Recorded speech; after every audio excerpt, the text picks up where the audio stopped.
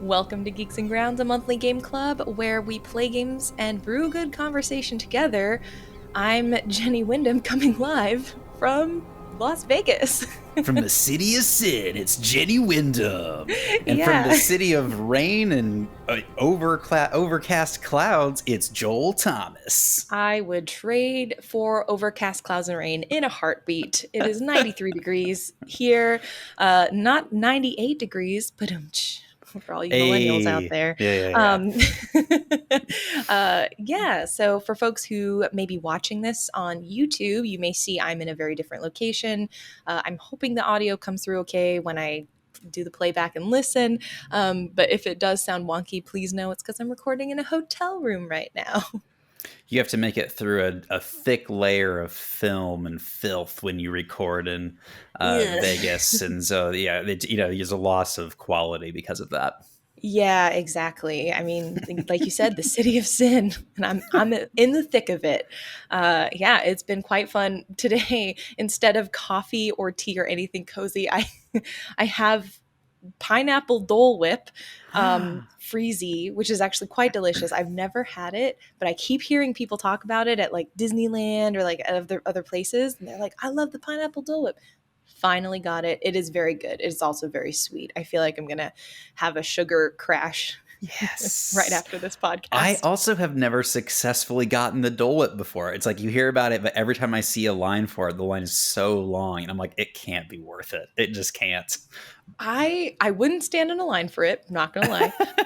But it is very, very good. I am thoroughly enjoying it. It is far too much. Like they gave me this 12-ounce cup just like filled past the brim, and they put a little pineapple. You can see the pineapple that's like still hanging out in there.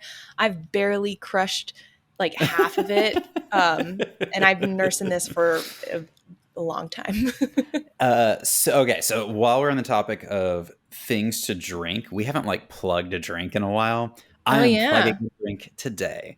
I have snap. in my hands from the Metropolitan Tea Company, organic Scottish caramel pu'er. That's PU-ERHT.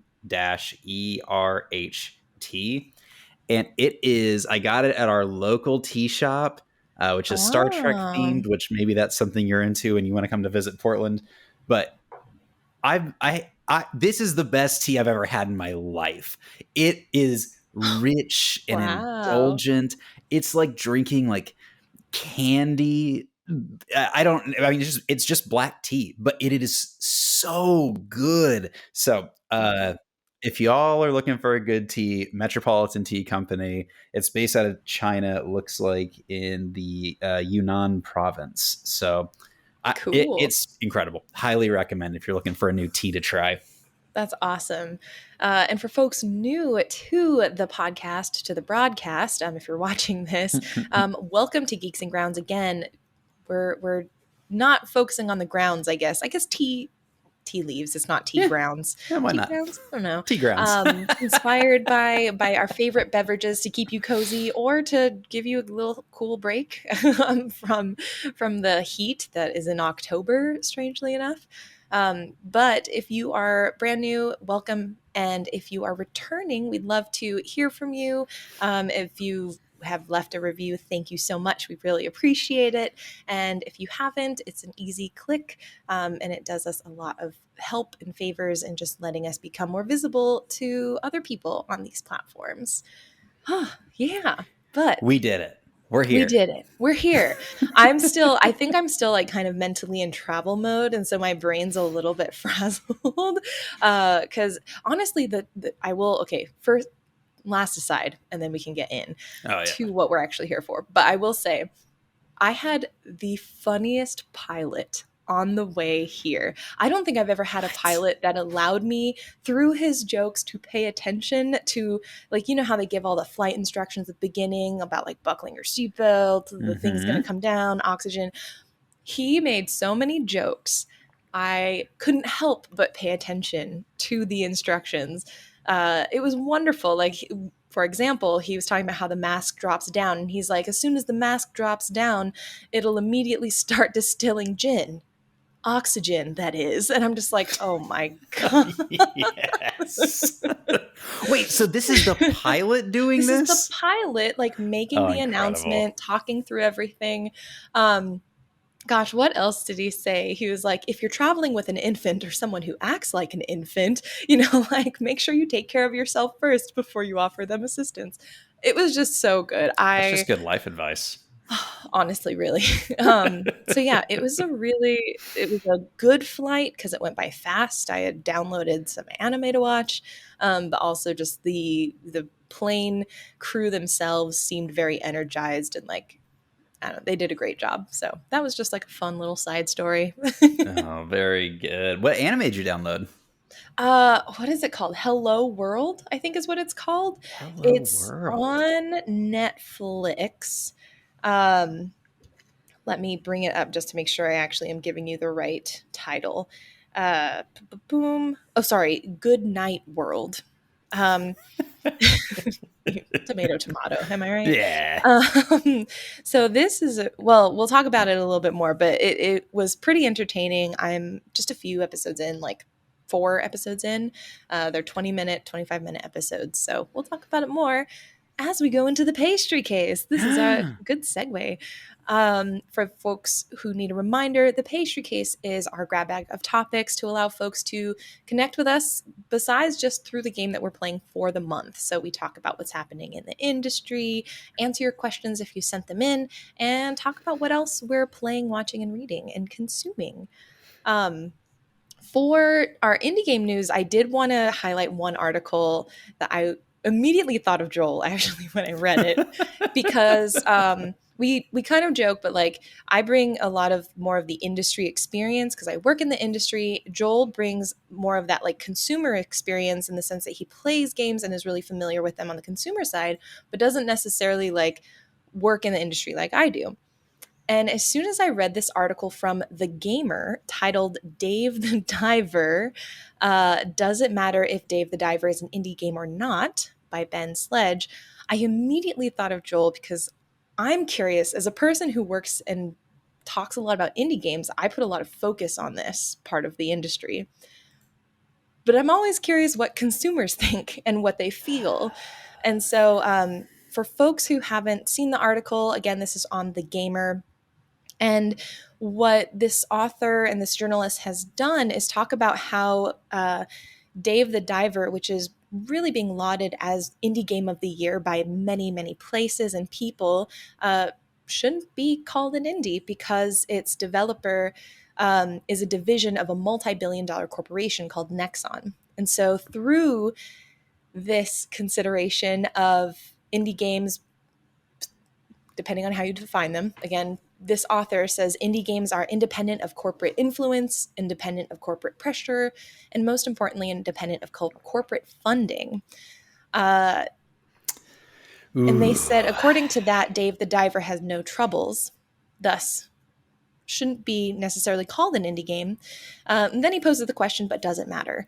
Dave the Diver is still a great game, undoubtedly created by passionate devs living up to Nexon's promise that the division will focus on the essence of fun.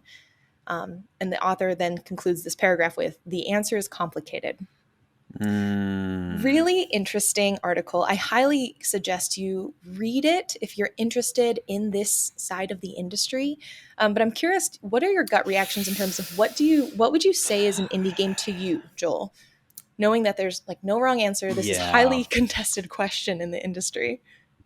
I think I have to separate out indie genre versus indie uh developmental processes and corporate structures. I think for me, they're two Mhm. different things. Like, it's similar to how I think about like movies and music and things like that, where it's like, I think when I hear, hey, you're going to go watch this indie band or this, see an indie film, and I think the same thing when I play an indie game, the thing that I expect is for it to take risks, for it not to be to be okay if it reaches like a mass market consumption, but that it has a specific goal in mind. and that it is more focused on that goal than it is mass market appeal. And for me, like from like a genre perspective, I think that's more what I associate with the label indie. But I think from a developmental perspective, I agree totally with the perspective that like even if you're just a subdivision of a massive studio, I have a hard time buying into like, yeah, so I count as a independent studio because I'm a subdivision of a massive conglomerate or whatever the setup is. Like I think there is I think there's an issue when we want to associate like this kind of David versus Goliath, like, oh, the indie game that like had this limited amount of funding and was just like really true to the creator's vision, and try to compare that to another game where it's like, yeah, like they have a lot of control, but ultimately like there's no true funding risk because they have massive backers that are there to make sure that they're successful. So that would be my starting point in my thoughts about this. I don't know. Where are you falling? Yeah, for me, a lot of the time, what you mentioned about the risk taking is sort of this what I think people associate with like the heart of indies. Like when people talk about indies have heart, whether it's music or games or movies, there's a lot of this emphasis on this sort of authenticity or like perceived authenticity at least Yeah. and sincerity and like organicness of the heart and the risk taking that these indie developers can take because they care about the project. I think it's less about them caring about the project because I think AAA and multi-billion dollar studio developers still care about their project, but I think risk is a good way to put it because they're able to take more risks because there are less stakeholders and investors that have to get a specific return. There's this element of freedom. Like I agree with what this article says about freedom of corporate pressure, even though at the same time, even small publishers of indie titles will sometimes provide pressure to their teams to do things a certain way. So it's all a little bit, it gets muddy. Like everything we talk about on this show, it's not really black and white or X or Y or what right or wrong. It's like there's a messiness to this line. Like one of the comparisons that this article made that I thought was really good that got me thinking was, there are lots of other games that have publishers with a lot of money. Devolver Digital, that's they put millions into their games. Annapurna, Thunderful, Team 17, they work in the millions, but there is a distinction where these studios work in the millions. Nexon, for example, works in the billions, and that scale is quite substantial. It feels maybe on like the word itself is just one letter different, but the number of zeros behind it is big. But that Let also is me. kind of Okay, sorry. arbitrary at the same time. Yeah, you're raising up another like nexus for us to like nexus point within this conversation, which I think is like consumer awareness and popularity. At a certain point, you hit a tipping scale. Like you Right. hit a tipping point, right? Like compare this like the music industry, and I think like when you think of like indie music of like the early 2000s, one of the bands that always comes to mind for me is Death Cab for Cutie. And it was a band that was kind of like a genre defining band for indie music, Right. but midway through, so like after their first like 4 or 5 albums that they released on an independent label, they got picked up by a major record label.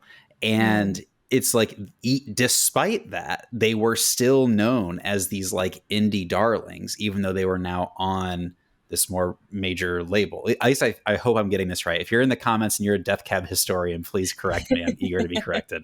But I think there's something there where it's like at a certain point, this band hit a popularity where and like awareness within the culture and amount of money that they had generated that it's like, well, you're not really an independent artist anymore. You're not really on an independent record label anymore. But because their music is still so tied to like the stylized in that way that helped define like the genre of like indie pop music, indie rock music. They still were able to maintain that label. So I think there's something here about like cultural awareness and capital that's like, once you get to a certain level of fame, do you still get to be considered an independent artist? Like you have a huge base of people that like no matter what you produce are going to like be buying your product. Does that inform moving out of the indie space and into the mainstream space? I don't know. Yeah. Well, and again, I think it's hard because you can define indie as like, are they independent in the sense that they have independence in their creativity? Mm, Perhaps. I don't really know anything about the music industry, but for example, like in the game industry, if you are an independent developer with, if you're self-publishing, for example, like I would say teams like Super Giant Games who have self-published and developed Hades, they're in this space that's far larger than what you would consider a typical indie game, but they're undoubtedly an independently run, independently funded studio. mm, And that's where you get people talking about, oh, well, let's segment it a bit further and say double A or triple I, just trying to like divide it even further. Um, I think after a certain point is one of those topics that I think I say this as a firm advocate of smaller titles, games that need yes. maybe a bit more support and recognition. It does become this semantics game where it's like Mm-hmm. at the end of the day, if we love the game, we love the game. But I do think it is important to consider in terms of visibility elements and like what supports can we give to the teams that may not have visibility because of perhaps the lack of funding or not having, like you said, the cultural capital and weight to be able to drop a game and have people just instantly buy it. I mean, for years, again, I'm playing the role of your non-industry person on the podcast. For That's years, great. I associated AAA games with franchise games. So, like Mm. most like a Nintendo game that's like coming from the Mario world or the Zelda world, or a PlayStation game coming from the Final Fantasy world, or an Xbox game coming from the Halo world. I had like a one-to-one relationship with, when I heard AAA, I assumed coming from an established franchise with like a demonstrated Mm. track record or something like that. Um, and I almost feel like I don't really know what AAA means anymore in a lot of ways. It's kind of like, is it a fresh game backed by a huge studio? Is it a franchise game backed by a big studio? And then like, what are the grid between those four things that I don't know, maybe. Yeah, see, this is why having someone who's not embedded in the industry is so important because I don't think I've ever asked myself, what is a AAA game? I've always concerned myself with the question, what is an indie? But I've never turned it around and said, hey, but then what would I define as AAA then? Because in my head, I've always had concrete examples. And there's this element of huge budgets, like you said, IP driven largely, familiar IP, heavyweight IP Mm-hmm. driven. But at the same time, I've just, now I'm thinking I've never really delved into that question. And that's kind of an interesting one. Yeah, and yeah, I would bet that like the business model, like if you're a major studio, if you're Nintendo, um, I have to assume that even their business strategy and the way they fund a franchise game versus a new game that's just produced by Nintendo, uh, that your business objectives are going to be different. The way you fund that are going to be Right. different. The way you manage that project is going to be different. So I think that I think there's something here. I think this would be like a really interesting topic of conversation in our maybe monthly hangout. Yeah, we definitely should pose the questions to folks. And yeah, if you are interested in sharing your opinions on what an indie game is to you, if you're watching on YouTube, you can add a comment in. If you're on Spotify, I believe you can answer that. Actually, there are questions that you can answer, and you can answer. I'll set it up so you can answer that question in Spotify as well. Sorry, Apple users, I do not know if there's anything interactive in that way, but you could leave a review and answer the question in your review. If you're an Apple user, you can go into the Apple App Store or the podcast store and leave a review that's with a lot of stars that answers the question. How about that? Exactly. Yeah, I like that. That's a good suggestion. 5 stars. An indie game is ... I love that. Actually, please, if someone does that, that would make my day. Um, Incredible. yeah, so some good food for thought. Again, I read this article in The Gamer. I'll link it in the description or show notes attached to the podcast. So if you would like to take a look, you can. And I'd love to hear what you think. Joel, what have you been reading, writing, watching, listening to? What have you been up to? I haven't really gotten to do a lot of personal media exploration over the last week, with two exceptions, and I'm going to plug something that I've been listening to. So, first, the new Sufjan Stevens album, Javelin, came out, and if you're looking for a heartbreaking journey into the heart of darkness, listen to this Oh album. boy. It the last time he wrote like a singer-songwriter album, a lot of it dealt with like his mother and some of her mental health issues and her passing. And this deals with his long-term partner that passed this spring. And Mhm. it is just it's gutting and beautiful. And you can hear how he has pulled in themes from previous albums to like construct this one. It has been such a comfort as we've moved into fall. And actually, like, and on the other end of the spectrum, Paramore released the like This Is Why album, where they had different artists come in and like reimagine their most recent album, like every song. And I've never listened to like a remix album and really enjoyed it. I'm digging this though. It is boppy. They've got some great covers from some great bands and great musicians. It's been really, really good. So would recommend those two things. Awesome. I did not know about the Paramore album, so I will definitely be checking that out. That sounds really cool. Do you have a Yeah. favorite track on there so far? The Linda Lindas are on with a track, and I just love them, so that's cool. But I Julian Baker covers a song, and like I love Julian Baker, and it is just it's stripped back. It's just her, and she blows it out of the park. So those are probably the two that I look to at this point. Oh, heck yeah. Oh, I'm very excited. I'll be listening to that tonight, actually. I'm like, I Yes. gotta do some, I'm gonna do some yoga in my room and stretch a little bit. Oh. So there we go. I can probably stretch to some good Paramore. Paramore Yeah. So remixes, I guess. Paramore remixed. So what are you up to? What have you been getting into? Oh my gosh. So I go through phases of reading. I wish I could read all the time, but I just like time, energy, all that good stuff. I'm in a reading phase right now. I finished Machine, which I talked about last week.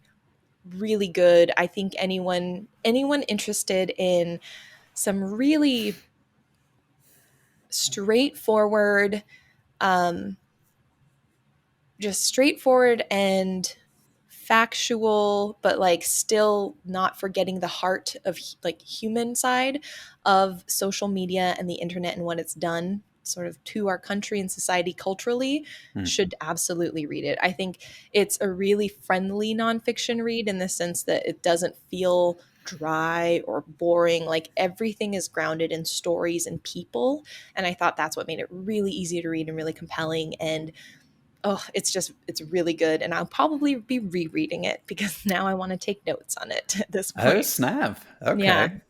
Then I'm And not then going to ask to borrow it because you have to reread it and take notes. No, I'll let you borrow it. I already have like I did my first round of notes as I was reading it, and I've been like I marked up the book. So if you don't mind a little markup in a book, uh, definitely you can take it because I'm currently now in my fiction phase. Now that I've read my nonfiction, Yes. I've picked up and finished The Fourth Wing in a matter of like 2 days of reading, essentially. Thank you to Med from our community who recommended it to me. Med knows me very well and was like, "You need to read this now." And I said, "Okay." And I ordered it same day. And oh my gosh, there are a few cases in which I am so pulled into a book, I want to like stop working and just read. I don't want to do anything else but just read until I finish. This was one of those books. If you love fantasy, this is a school kind of situation where this young woman, she's in her like early 20s, I think. She's around 20. She's going into a military academy where she learns to be a rider of dragons.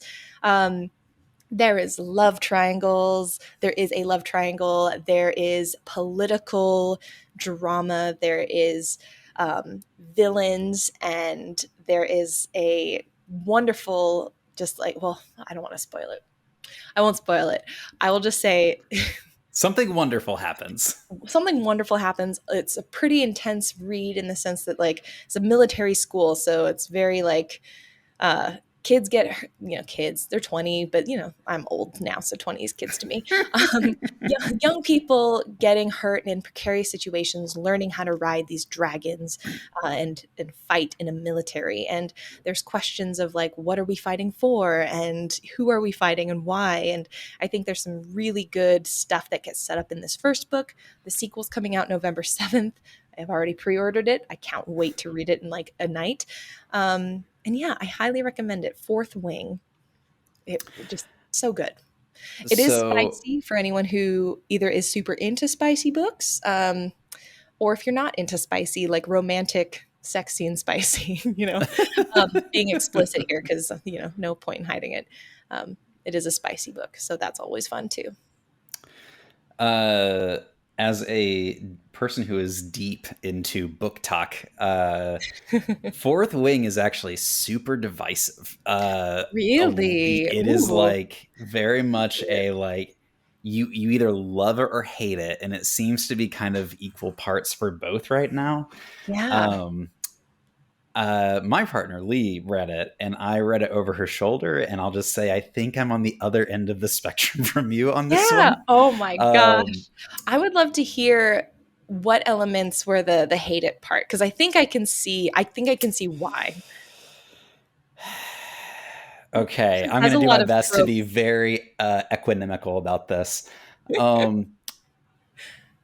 As I was hearing about the story from Lee, who read it, and as I picked it up to read, I was like, the way this author uses curse words and talks about sex feels like they are coming from a strong religious background. That is true. And it is true. It is. And it was one of those things where I was like, once I started seeing it, I couldn't unsee it everywhere. You know what I mean? So this is like probably more about just me and my baggage than this author or the book itself. The book for me that stood out that has a lot of these same themes is Priory of the Orange Tree. It like having read that first and then coming over to Fourth Wing, I was like, this just feels, this is my opinion. This is not an objective fact. For me, it just didn't quite live up to what I thought was just brilliant writing in the other books. So that's where fair. I landed. That's totally fair. It's definitely like, I don't think it's technically, no, it's not. It's absolutely not technically YA with just the content in that book. Now that I'm thinking, but it reads very much like, aside from the sex scenes, like a YA book. So when I was reading it, loving it, knowing 100%, it almost reminded me of like Twilight in a sense. Yeah. Where totally. when I was reading it, I'm like, yo, I'm like super digging it. And I definitely do. I'm so excited for the sequel. But it's one of those instances when you read a book, you're like, these are things I love in book form. Yep. These are things I don't love in real life. And I think separating that out is super important. So that is a good call out to make sure to make sure. And I actually think what you just described is definitely a strength of Fourth Wing that I think is where Priory falls down, which is like pacing and intrigue. I think Fourth Wing, based on my skimming, was like, it is moving, it's grooving, it's got that, like, if it's not YA, but it definitely has that like YA pacing happening. Yep. And it is hard to have a fantasy book that walks that line well. And everything that I read, and including my own experience skimming, I was like, okay, it definitely is doing that. Like the pacing is good. I mentioned last week I'm reading The Raven Boys, which is like me going back to like 2015 YA for the first time, and it's like, yeah, man, I'm loving like the snappy pace of this stuff. Like it keeps you going, that's for sure. Yeah, most definitely. Yeah, I'm excited for it. I think it's one of those things. I'm really hoping that this author can take the second part of the arc and do what I'm hoping in my head when my fan canon. I already have the second book mapped. And I'm like, if we can get through that and I feel like I know I get most of the beats, I'll be good. Excellent. So we're going to see. Excellent. By November 10th, I'll probably have an answer for you because I'm just going to barrel through that thing. Sweet. Well, I'm excited to hear about it. Yeah. I very much do not like talking about not liking things in public venues. I think But it's, yeah, I mean, that is valid, but I like hearing when people don't like the things that I like because sure. it's, I don't know, it's a good exercise for Yeah. that first. And it's also really important to, if you like something, be able to understand the things that maybe aren't good about it. Or maybe the things Yeah. that, even if they're good to you, maybe that other people wouldn't appreciate. Absolutely. And I think we try to be encouraging on this podcast about people who put time and effort into their creative endeavors. And I think props to the author for being able to really capitalize on the moment with Fourth Wing. So Mm-hmm. props, major props. Yeah. Now I need to get into book talk. I want to see, I want to see the debates happen. It gets messy. Oh man. You've just enticed me even more. Oh, okay. I'm like, I'm here for the mess. I Get won't me the hop in, mess. but I will definitely partake and watch those TikToks. For Um, sure. but in addition to that, I started watching the anime. What did we say? It was called Goodnight World. Another one that I think ultimately, I'm only 4 episodes in. I think people will either love this or hate this one because it's kind of like Sword Art Online in the sense Mm, that the characters are in they divide the show between the characters being in their avatars in an online game, or mm, you see at least the protagonist. I haven't met any of the other characters in the real world yet, but the protagonist, you see his real life, and he's a very shut in character. He doesn't leave his house. He's like been basically in his room for 6 years, not really leaving and playing this game online. And he has this dysfunctional family that like cares about each other in game, but then out in the real world he does not have a good relationship with his family. And uh, so it kind of centers and starts around that. And I don't know, I'm liking it so far. I think I'm really interested to see just where it's going to go. I think the question that it asks right now, at least in these early episodes, of are you even having fun in this game, is a really good one when you think about, especially online gaming and people who tend towards just being in game worlds excessively. At what point do you stop having fun when you're in a game? And at what point does that become something that you need to address? Because sometimes you don't have fun in a game, but sometimes it's like maybe a one-off thing versus you're in here every day for your whole day and you're not having fun. my therapist tells me that when I've been locked into something for a while, I need to just ask myself, is this what I actually want to be doing right now? Mm. And a lot of times I find that the answer is no. Like by the time I realize I need to ask that question, it's like, oh, actually, no, I think no. And that means it's time to move on to the next thing. Yeah, that's a really good question to ask yourself. Well, because I think that's what happens a lot of time. And it's not even, am I having fun? It's just like, do I even want to be doing this thing? And that's a really important distinction because, like, I find myself on Instagram or TikTok in particular where I am not having Yep. fun. I'm not even sure what I'm doing there, but I am swiping and I'm just constantly looking at things, but I'm not Mm-hmm. absorbing any of it. And Mm-hmm. so Mm-hmm. it was just, I think, good questions, at least that came up to mind when I was watching the start of the show. We'll report back if if it's any good, if it can stick the landing. Perfect. Mm-hmm. Anything else that you've been super into? I guess lots of music mostly. Yeah, nothing that I'm into, but I did get the next new Brandon Sanderson joint, Yuki and something. Can't remember. I'll look it up. It was one. I think it's like the third book coming out of that bundle that he did. Oh, it's like the painter one, right? Yes, Yumi maybe. I think, yeah. What is happening? Bing is the worst. You're My office using Bing? my office makes me use Bing on my computer, and so I was like, Joel, let me come over when I get back home and just give you a little IT support. You're using Bing as a search engine. Yumi and the Nightmare Painter. There we go. It has a gorgeous cover. It looks very cool. So hopefully over the next week I'll get get started on that. But that's it for me. Cool. I can't wait. I have that one on my nightstand, and I need to start it. So I'll probably actually get into that next. Now that Fourth Wing is done. Well, we can read the same book at the same time. And then Yeah. everyone online can hear about how much faster of a reader Jenny is than Joel. Gosh. So And just to round out and finish up the pastry case for this week, just want to do some shout outs for notable launches. These are just games that have been on our radars that I wanted to shout out for you all because they're pretty cool and you're all cool. And maybe these games are ones that you'll like. So October 20th, Slay the Princess is coming out. Friends of the show, Abby Friends and of the Toby. pod. Yeah, Friends of the pod. If you haven't listened to our Slay the Princess episode where we interviewed Tabby Cat Studios, Tony and Abby, they are absolutely wonderful. And my goodness, Slay the Princess is incredible.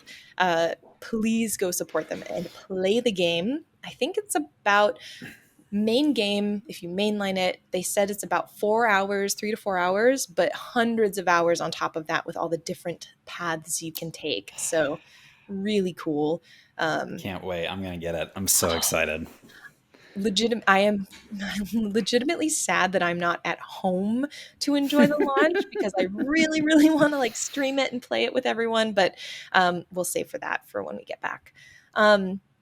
And let's see, just to get into the week that this podcast drops, Moonlight and Garland is coming out on the 23rd. This one is for fans of life sims, cozy games, wholesome games. This is an Australian team, and they have created this lovely game where you are moving to a new city and you're creating a life there. It's very, very cute. And then the last notable launch for us this coming week, or this week, I guess, of the podcast is on October 25th. For Battle Cakes. It's when you're a cupcake hero and you're going to meet charming other bakery friends, baked good friends, and you're going to leave the world better than you found it. And it's a turn-based RPG that's very cute.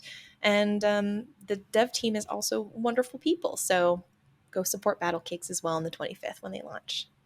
Love it. Oh, and since Jenny would never plug herself, Jenny, our very own Jenny Wyndham, was interviewed on NPR, and that is available. If you just do a quick search, NPR Jenny Wyndham, it will pop up. It's right at the top for like I think a 30-minute or so interview. So if you have a moment, if you enjoy this, you should definitely check it out. Thanks, Joel. Really appreciate it. All right. So that's it for the pastry case. Let's head over to this month's brew. So for this month's brew, we've been playing Bramble the Mountain King. If you are just tuning in, you're like, I haven't started it yet. That's A-okay. Pick it up now. You can pause the episode and join us. Every week we dive into a section of the game so that you can sort of play along, I guess, verbally with us. It's like a verbal let's play, but also we dive into some of the themes and things that we are connecting to the game aside from just what's happening within the game itself. Today is the final episode for Bramble, so we're going to go all the way to the end. We are starting from the end of the Swamp Witch section. So for folks who are trying to figure out where we're at, just for your reference, that's where we're beginning until the final scenes, until credits roll. Joel, did you want to kick us off with like setting the scene for where we're at right now? So, setting the scene, I think where we left off for our last episode, you help bury one of these babies. We talked about kind of the significance of that for kind of putting their shade or their soul to rest and giving them kind of a peaceful experience or existence after death.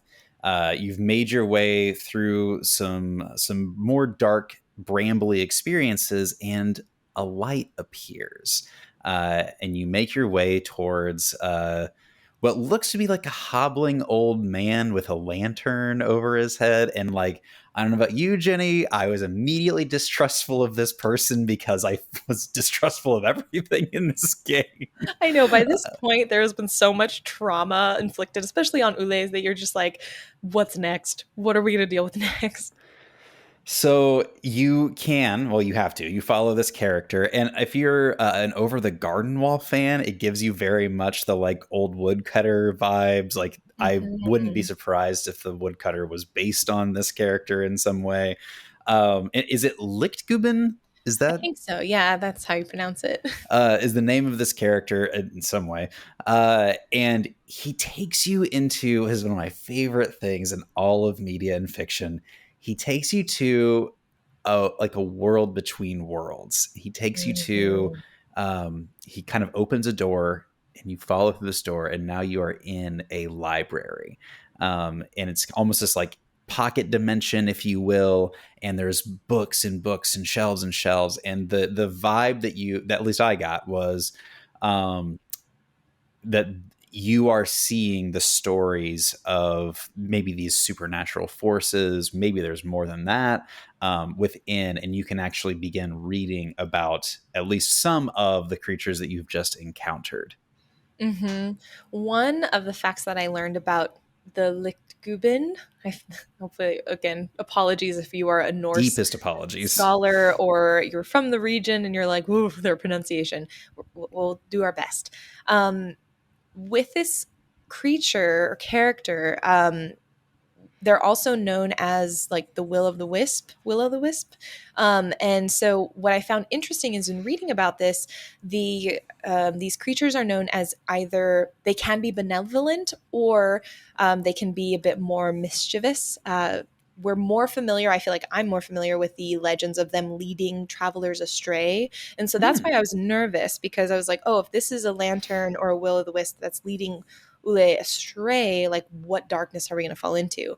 But apparently, according to legend, these creatures can be benevolent if they feel like you are like good, I guess, in these stories, this idea of good, and they can lead you to where you need to go. And so I thought that was kind of interesting and goes into a lot of what we've just been discussing about good and evil and these stories and how they often have this dichotomy. But it seems like more in this region, in this world of folk tales, there's a bit more ambiguity in a lot of these creatures. And I think I appreciate some of that, what we've been learning. Yeah, I totally get that. I love the idea that these, especially with Lichtguben being connected to like the library in this world between worlds. I like the idea that he is, or it is, almost amoral, like someone that is beyond morality. And I think we may have talked about this when we talked about it maybe at some other point we're talking about like when characters do things that are just like, why did they do that? Like, I can't believe they did that. And like eventually getting to the point where it's like, that's just how the story goes.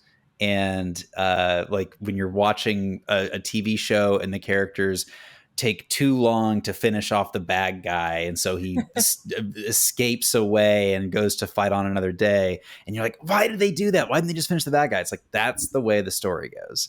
And there's something about that that's bigger than the logic of how a character would act realistically in that moment. And the fact that we have this world between worlds where stories exist outside of reality and even this kind of warped reality kind of made me feel that. It kind of gave me that sense of like, this is just how the story goes. This is just how Ule's story goes, Yeah. Oh, I like that so much. And when we go through the library, we do read a story.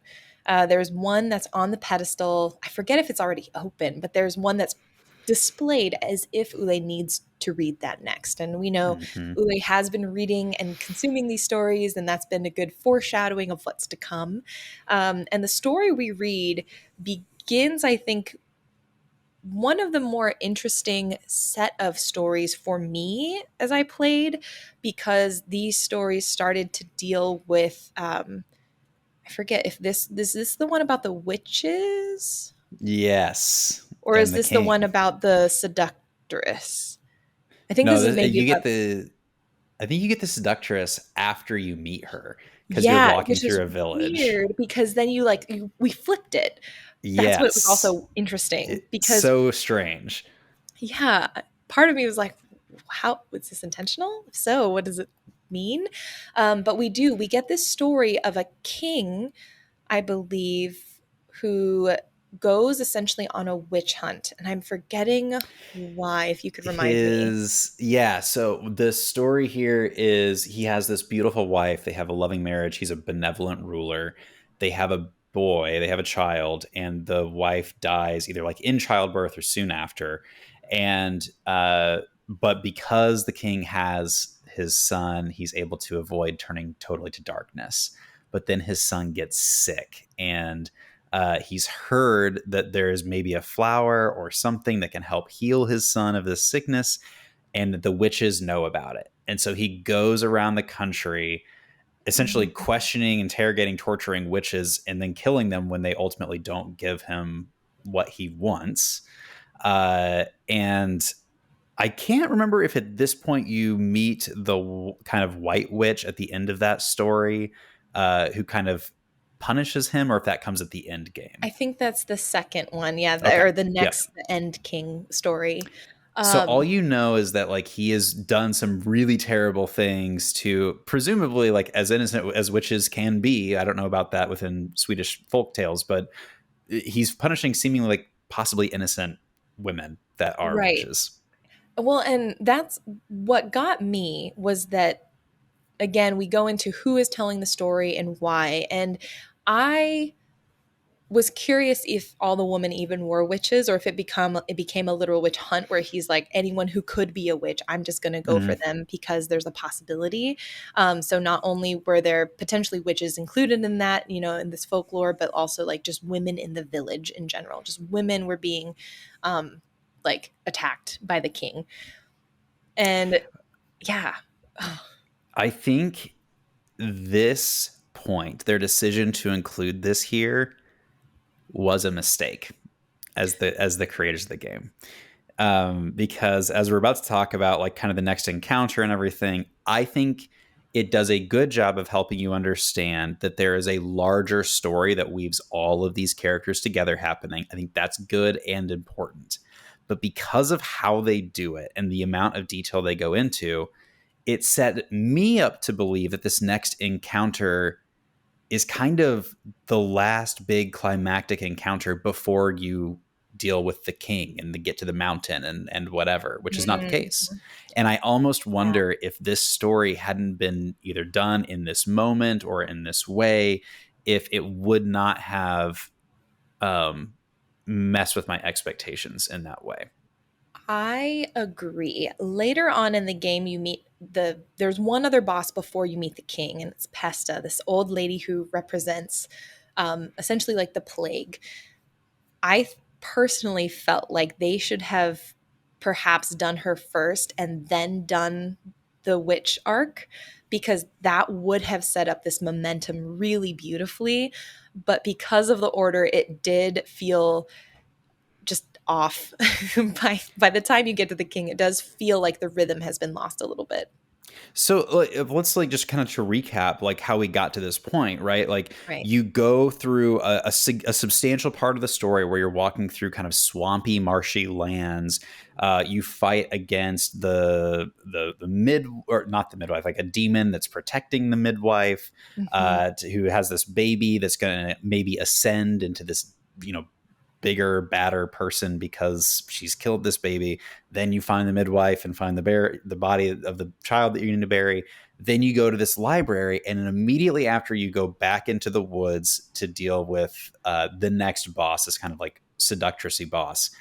The way this was done made me think that this seductressy boss is a witch from these stories, and that she is connected to the baby thing, and that this is just like a brief intermission in that story. Mm-hmm. And so for me, this next section felt like the climax of the whole game before going into your like falling action, if you're thinking of like a typical story arc.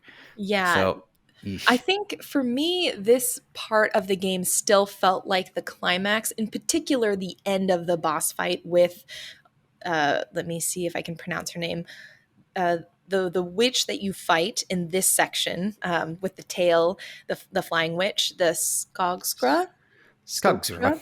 Yeah. When you fight her and the end of that battle, that felt like the climax of the game to me. Yeah. It is the most intense part. But to rewind, I guess, as after you watch the story or you go through the story of the witch hunt and the king, yeah, Ole goes out into the forest, and you almost no, you don't immediately go into a boss battle. You see something that's very strange. You see Lillimore in the forest, and she's running ahead of Ule, and you immediately, like, my spidey senses tingled because I was just like, we're not in the shrine. We're Can't be not, her. yeah, this Nah. can't be her. This isn't it. So this is something that's meant to trick us. And then Lillimore turns into, or whatever apparition fades, and you see Skogsra in this circle of trees. And Ule, well, I guess the fight just immediately starts. You don't really, Yeah. I feel like you just kind of jump into it. Which is, I think, to be clear, like very different than every other boss Yeah. battle, which has a lot of lead up, which is why I connected it, I think, to the King story and the Mhm. previous baby thing, because it just felt like, oh, well, there was no other build up here. This must be connected. Yeah. I But it's think not. it's not. You, I think, are a bit wiser than I am, because I was just kind of like, this is another episode in what magical creature are we meeting today? So I didn't necessarily connect it to Interesting. the full arc of the story. I was just like, this is another creature in the woods that we're meeting, and maybe this is an actual, I guess the extent I connected it, I didn't connect it to the baby, but I did connect it maybe to the witch story. So like, this is an Yeah. actual witch, but I didn't think it was any way related to like the previous witch that we saw. It's like I think there's that just a makes lot you of the wise witches, one. really. um, the end of this battle, though, this battle, honestly, Oh. quite intense. Took me a little bit, Same, mostly same, because same. the visibility in a couple of parts gets a little bit rough, and this is where the boss fights really start focusing on your skill as an aimer, which I don't really have. Me neither. Not good at it. So this is where the boss fights start taking a little bit longer for me to do, but I do think it was overall like a decent fight. At the end, though, my God, I think this is the point where I almost put the game down the first time I played. Yeah, it's So really you have intense. like your whole phase one battle, which is like Mhm. this character's in the middle of like a ring of like trees that are set different distances apart. She seems to be manipulating blood to like attack you. And eventually you realize that kind of pinned to all these trees that are surrounding her are these bodies. And if you take out the bodies, then she can't draw on their power and their blood. And so you can attack her. So that's like phase one. Right. And then you get to like phase two, which kind of clears things out. And she's now like floating in the air high above, and the bodies are kind of circling her high above. And so you have Mhm. to, again, same like mechanic, take out these bodies before you can take out her. But then there's like this moment where she falls, and you have the opportunity to go and stab her, like transform your ball of light into a sword and stab her. Yeah. And symbolically, like, this is a huge moment because Ule has never, like, the stone has always been a manner of deflection, Mm-hmm. and has been a light, like a tool to see further. It has never been like a weapon in the sense that it is now with it as being a sword. So you see, like, there's a huge shift in Ule and just what his intent is at the end of this Mm-hmm. battle. And as a player, I hated it, and I said, this what you see is this woman, this creature, like fallen on the ground, kind of crawling away from you. Like, she is defeated, she is done.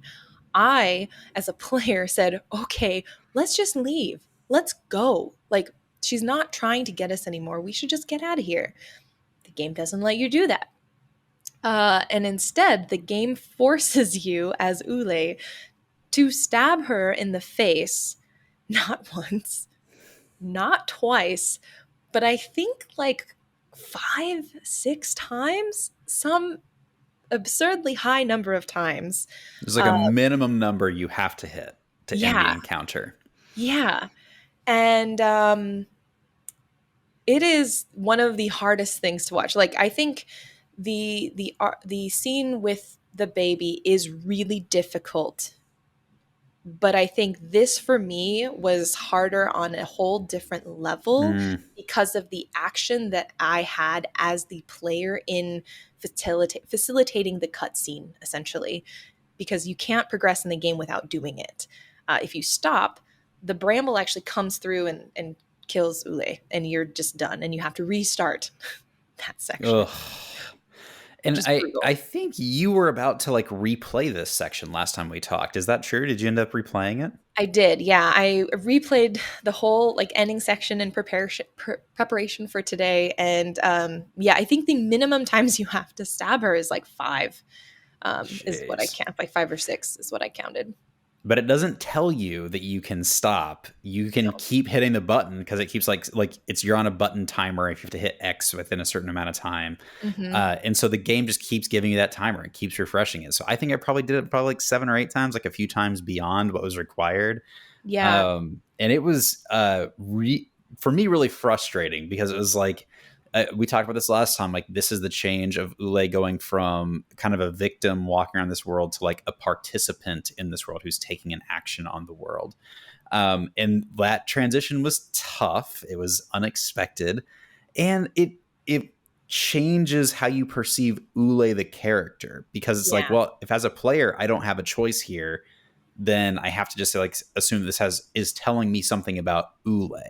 That's the only thing I can really think of. Right. Well, and for me, because we have just looked at the story of the king, and at the end of that tale, the king, you see him like above a witch having stabbed her in the face. And so Ule is Mm-hmm. mirroring that exact action. Yes. And especially with the really like just misogynistic tones of that tale and the actions that the king took, I was just like, what are we setting up Ule to be in the end of this game? It Yep. feels not great. It's just it hit me in a way that I think other really intense moments of the game didn't hit me. And I did want to bring up a comment that one of our community members, Kalist, brought up in, especially I think playing this section. I don't think she said specifically it was this one, but I attributed it to this section. Let me pull it up to read. Kalist says, Bramble has been making me think about violence or death of children in the media. To me, it feels like it's much more accepted in video games than other media. In something like Bramble or Inside, which is another indie game, it is quite graphic, and I can't think of such an equivalent in other mediums. Mm. One community response from Valis to that comment, which again, appreciate everyone's responses to each other, which is always really fun. Valis says, I think this is largely a North American perspective, but I can also see your point. I can think of plenty of movies, books, television shows that have the death of children from other countries. And I think North American, mostly focusing on the US culture, holds children as too precious for death, which is rich from coming from a country who refuses to do the smallest things to address child poverty, disabled, Ooh. and LGBTQ plus safety. I think games as a face feels less regulated, question mark, so it's easier to produce works that include more ghastly topics like child death than other mediums. And I know this particular scene didn't have child death, but I think child trauma and like violence, really gratuitous violence in games, as well as child death, is something that this scene definitely evokes. So thank you both for your comments. This is a really fascinating point, this idea of like how America regulates stories that we tell. And regulation is even an interesting word, because I don't even know that I would attribute it to like an exterior force so much as even like social norms. Like, when's the last time you saw a movie where the dog died? Like, there were whole like movements of like warnings and websites made to this because it was real. Like, people realize like, oh wow, like this is a really rough thing to show on screen. And so it's like, I don't even really worry about it so much anymore, because it feels like the culture pushed the industry almost to be like, don't do that. do other things. Don't do that. So I'm curious. I don't know. What do you think? Like, between like cultural pressure, like some sort of regulation pressure, like this all is super fascinating. But that particular comment from, I think it was, you said it was Valis. Like, that sounds super intriguing. Yeah, I mean, what Khalees said about violence and death of children in media, I think less so death. I feel like I don't often see that explicitly in media. Again, I think kind of like what Valis was saying, in terms of like, at least in terms of pop culture media, we hold that type of visual and that type of content like really, like there's a very strong line against having that. I remember there was a game, oh golly, I am forgetting what it was called. It was one that it was about like an AI revolution or something, and it was kind of this really weak allegory for the civil rights movement. Detroit Become Human. Thank you. Oh my gosh, I love that I can say that you know exactly what I meant. It's a 101. It's fine, but it is a weak allegory. Detroit Become Human, I think, actually made headlines and made news for a little bit, because there was a scene in which violence toward a child was implied, or like really heavily alluded to, and enough where people got concerned about it. And so I think there is this norm about not having that hit too close to home. At the same time, I do think the US in particular has a much more lax view on just violence in media, and is more okay showing violence around children, or even like through actions of children, in ways that I don't think I see very much in other countries' media. Conversely, I feel like we are much more stringent and afraid of sex in media, and nudity in particular, whereas in other countries that is a bit more fine. Well, it's like a true puritanical problem, where it's like Puritans enacted a lot of violence on a lot of communities, going back from like England all the way to the States here. And yet they were extremely like prudish. So you get this like the fact that the US is anti-sex and unwilling to like show things like child death or whatever, but is so willing to show violence enacted on other people, especially other adults, I actually think is very consistent with US values when you think about like where that level of influence comes from. Absolutely. So yeah, really, really fascinating point in conversation there. Yeah. And I do want to say, I highlight and agree with Valis in terms of it is rich coming from a country that in reality refuses to do things to actually impactfully better the lives of children in the country. Can I just need to like call a quick timeout for something that I happened today. Yeah. I got my office bought a table at a fundraiser that was for like children something or other. And so I went as like a representative from work to this fundraiser, and literally there were Congress people that spoke at this charity thing. They were talking about like how one congressperson was like, the key is providing universal free childcare, or no, universal pre-K to all like 3 through 5-year-olds. And the other person was like, no, the most important thing is to end child poverty. And it was so rich, like seeing politicians talking about these two things in the abstract to a room full of extremely wealthy people, and the wealthy people applauding and like patting themselves on the back for like donating to this particular cause. And meanwhile, the reason we don't have these types of social services and safety nets, et cetera, is because of how our financial systems, in many respects, because of the way our financial systems are set up. The fact that like the very people applauding this are the ones that refuse to pay higher taxes for the things. Like, it was just like, oh, I know this is not specifically about Bramble, but it was just, you hit so close to home to what happened today. That's like, I have to share about this. It's so, okay, I'll go on. And I love that you brought that up. I need to send you a TikTok that I saw about nonprofit math. For those who don't know, there's a trend going around, with girl math, boy math, whatever. Basically ways that you reason with yourself to convince yourself of whatever results you need to, and you will fudge the numbers however you need. This person did a nonprofit math call out, and like the first line was like, nonprofit math is spending $80,000 on a fundraiser that raises 50. So that is kind of the trend. I'll send that to you once we are done recording, because I feel like that might help just in this moment, right? It's exactly what I need. Yes. Yeah. Okay, so you come back, you have just done the stabbing action. Agency is taken away from you as a player. You are maybe attributing some things to Ule. The very next thing that happens was, for me, the most frustrating part of all of it, which is you finish, you find yourself walking in a forest, and you hear the voice of the kind of spiritual light guide that's been like Tuva. talking to you throughout. What was her name? Luva? Tuva. Thank you. Yeah. And she says, Ule, what have you done? And I was so angry as a player at that little line of dialogue.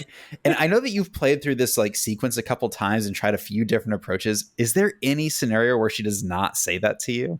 No, she will always say that to you. It's interesting because I did not feel frustrated by her saying that, partially because I was thinking that same thought. It's like, what have you done? Partially to the devs too. Like, what did you make? Look what you made me do. Swift reference for the day. It's literally like one of 3 Taylor Swift songs I can actually know the lyrics to, so I will. Does that mean you're not going to come to the Eras Tour movie with me? Because I was going to ask, but I totally would. No, okay. I don't think I am a Swiftie, but I do like Taylor Swift, and so I would totally come just to like get a sense of what it feels like to be in that fandom. It's just okay.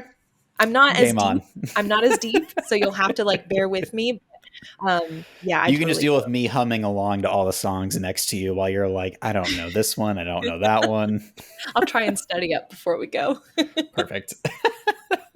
Okay, so you can't avoid this dialogue. No, I wasn't frustrated by it. Yeah, because for me, at this point, I was thinking like, Ule for me was becoming more like the king, which is really interesting because later in the story he takes on a slightly different role in that sort of family's tale. But for me, I was like, oh my gosh, does Ule represent the king? And are we seeing like a journey of the king coming into fruition at this point? Like the origin story of the king. And so for me, I was just thinking the same thing as Tuve, is what are you doing? How could you, after especially reading all of these stories about how rage and anger take over, allow it to do the same thing to you? I so thoroughly agree with you about this. Like, once I heard the dialogue, it sounds like you figured this out before the dialogue. Once I heard that line of dialogue, the how could you, my immediate thought was, the only way that dialogue is excusable to me as like the player right now is if we are going to see Ule like on a journey to become the king. That's the only way that for me I can justify this. But to your point, that is not actually what happens. And so, and we'll get there. But Yeah. yeah, so for me, this stands out as like a real burr in my saddle. Yeah. I mean, I think looking back in the moment, I did not feel frustrated by it. Looking back, I do now that we're talking about it, because it does, again, the end of this game sets us up for a couple of different expectations that don't Mm, happen. And I'm not necessarily frustrated that they don't happen. I just end up feeling confused at the setup, I think, yeah. with a lot of it. I think I just end up perplexed in some cases. So actually, this is actually maybe a really good moment. So like, let's zoom out. Let's come back to this again. So you go through the baby burying exercise. You go into the library. You read about the king's story. You have this incredibly intense battle with a boss, this woman in the woods. It is a multi-phase boss fight. The first one I think that you really have. And then you end up walking through a forest that is kind of burned down.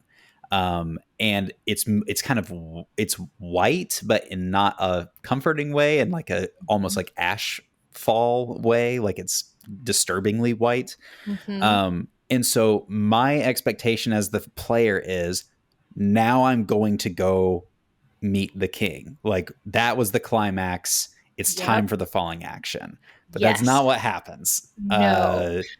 There's like a whole 30, 40 minutes a game before There's a you. lot left, and some major beats. As a quick side note, before we move into this next section of the game, did you recognize the forest that we walk through? Ooh, I don't remember. Maybe you tell me and I'll tell you if I remember thinking Yeah. that or not. So one thing that is significant, and again, the thing that set me up to feel like we were going to the king at this point, was as you walk down, because you walk sort of downhill, and that's when you start to see the trees. It's Hmm. it mirrors the beautiful glen that you walk Yep. in when you first begin your journey, or at least when you first begin Yep. your journey to find Lillimore. Yep. And the song even plays again too. The song that's supposed to be about the coming of summer and this beautiful, warm day and all of that. And there's sort of this like reprise of it, but it's much more melancholy. And as you walk through and you walk into the village, which is this next section you're talking about, you see the essentially crucifixes of all of the women that were killed in this witch hunt. Oh, no, no, no, Is no. that not it? You think you are seeing women that were killed in the Yeah, king's that's witch right. hunt. That's right. You're right. That's what you are expecting. And again, continues that perception that I am Right. moving to the end game now. Yes. But that's not what happened. And that's No, not where you are, buddy. you're right. You're right. You totally. Yep. I got too into the story, and then no, you pulled me back out. All right. Tell us, what are we actually getting set up for here? So you're going to walk into a village that is filled with like zombie like creatures, and you'll understand like how they became that way over time. But you enter a whole new, it's, well, I guess I shouldn't say new mechanic, because they have trained you for this. Because when the little like munchkin gnome babies are following you around, it uses this mechanic. When the daisies are running away from you, it's kind of inverting this mechanic. But what happens is you go into a town where everything is boarded up. Fortresses, not fortresses, but like fortifications have been erected, a la like the French Revolution. Like, can you hear the Right. people sing? I think for me, this is another moment where what time are we actually in comes up. Right. And it turns out that this town has kind of been overtaken by essentially zombies. And you enter into this like zombie survival horror game where it's like you have to like stay hidden and get away, and sometimes like lead zombies to one part of the section you're in so that you can sprint to the other so that you can get out of that section of town. But that's kind of the mechanic and the environment that you find yourself in. Right. And yeah, I found myself confused, I think, is probably Mm-hmm. the best word for it, because Yes. like you, I felt like we had been set up, this was going to be like the road to the castle at this Yep. point. And we're very close, but we're still not there. And it was confusing because also we had kind of gotten the story of the villagers and the witch hunt. And so part of me assumed it was going to be the witch hunt, but then there are zombies. Then we haven't really gotten the story for what's going on here yet. So it's when I think it's one of the weakest narrative points of the game for me, because a lot of the structure they had so beautifully set up in the first like half kind of loosens up a little bit and starts to fray. I totally agree. So let's talk about like what is going on here. As you make your way through this village, you find, I think they're actually, this story is told through a couple of books, as I recall. Yeah. And it's the first Yeah, time go you ahead. get almost primary sources where it's like don't you have like journal entries of people who were in their homes when this event is happening? Hmm. It's a lot of like this, what you'd expect, like from zombie stories, like people who are scared and like, how did this person turn and like what happened, what have you. Um, and before you get an answer to how this happened, you find the story of the seductress woman that you just killed. So the story is essentially that there was this dark-haired woman in the woods that would somehow entice men of the village, and then it became eventually like men and women of the village, to follow her out into the woods where they would never be seen again. And so the town begins burning at the stake and killing any woman with dark hair, especially. And then it gets, broad, as all witch hunts do, it gets broader and broader. And you Mhm. realize that the women at the stake that you walked into were women that this town killed, thinking they were killing this like seductress that you, Ule, just killed. Mhm. And that they were burning, I believe, like swaths of the forest to try and like smoke her out and get her out. So like Mhm. that's how the town treated women that they thought were the monster that you just killed, essentially. Mhm. But that doesn't really tell you what happened to the town. Like, you understand the town was bad. They did bad things. They made these assumptions based on, women, and like it becomes this kind of like, I think, metaphor around like how towns begin like vilifying specific behaviors like promiscuity, which is, I Mhm. think, a story worth delving into. And then what it turns out is the town had been kind of invoked some sort of evil pestilence style god, force, monster, whatever you want to call it, called Pesta. And that is what has happened to these people as they've been corrupted by Pesta. Yeah. It's a weird amalgamation of two tales, and perhaps I'm wondering if there's elements of this that maybe we're not quite connecting because like we just didn't grow up in this culture and we just haven't connected like certain things, but it felt awkward to connect these two tales in the way that they were connected. To just add a little bit of context, again, if you've subscribed to the newsletter, these are some of the articles that we linked so that you can learn more about just the actual folklore or some of the historical folklore around like the seductress, which we keep calling her the seductress, but technically her name's Skogskra, and you can also Skullscra. hear her called the Huldra, and these are sort of the femme fatales of Scandinavian and Norse mythology. What's interesting is that these um, even back in the day, these spirits, these forest spirits, were seen as sort of these like erotic entities that would Mm. lead men and people into the forest. But they also seem to be less like, again, kind of like the Lichtguben that we talked about, where they're not inherently evil. This is just nature at play. This is just their power at play, and they can be benevolent, and they can, if you anger them, be more mean spirited towards you. And so I think it's interesting because that seems to be more of a natural kind of entity, whereas Pesta is, again, a natural entity, but is more of a representation of what I would assume is like the plague. So it was just weird to have them kind of combine in the same way uh, for I me. totally agree. It's just like it really kind of confuses the stories and their elements in a way that I found to be not supporting the larger goals of the game, at least as I understand them. So like a good example would be this Holdra femme fatale character is clearly a monster. She's doing like monstrous things, just like the Naken was doing monstrous things and like killing people. And the Naken killed the entire town. Well, if the town had fought back against the Naken, would we blame the town for doing that?